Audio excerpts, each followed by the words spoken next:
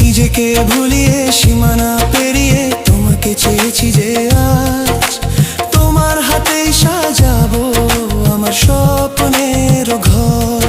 আমি তোমার প্রেমে পড়ে দুনিয়া ভুলে গেছি।